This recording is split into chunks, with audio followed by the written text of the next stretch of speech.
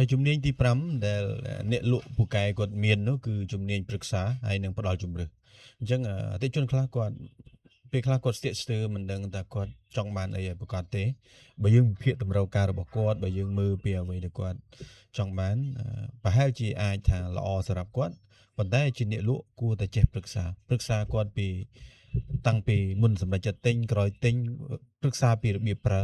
ប្រឹក្សាពីអត្ថប្រយោជន៍វាប្រឹក្សាអំពីផលវិបាកមួយចំនួនដែលនឹងកើតមានឡើងអញ្ចឹងគុំខ្លាចក្នុងការប្រាប់ភ្ញៀវអំពីចំណុចល្អនិងចំណុចខ្វះខាតឬក៏ចំណុចដែលនឹងប្រឈមពីព្រោះរាល់ផលិតផលឬសេវាកម្មច្បាស់ជាមានចំណុចពិសេសបូករួមយើងចំណុចលក្ខខណ្ឌមួយចំនួនដែលមើលទៅដូចជាតឹងរឹងមើលទៅដូចជាអាចហានិភ័យផ្សេងៗហ្នឹងក៏ត្រូវតែប្រាប់ភ្ញៀវដែរហើយមួយទៀត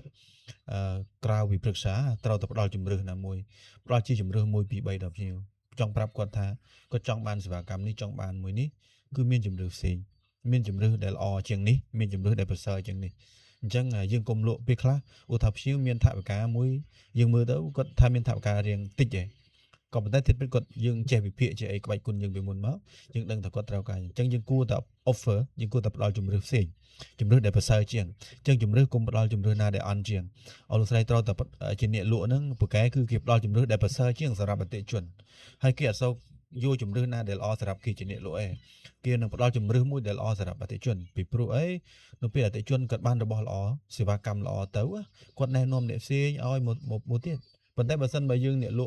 ក់បកែគេមិនគិតពីប្រយោជន៍ផ្ទាល់ខ្លួនខ្ពស់ជាងប្រយោជន៍អតិថិជនទេអញ្ចឹងគេនឹងផ្ដល់ជំរឿសមួយប្រឹក្សាយោបល់ណែនាំ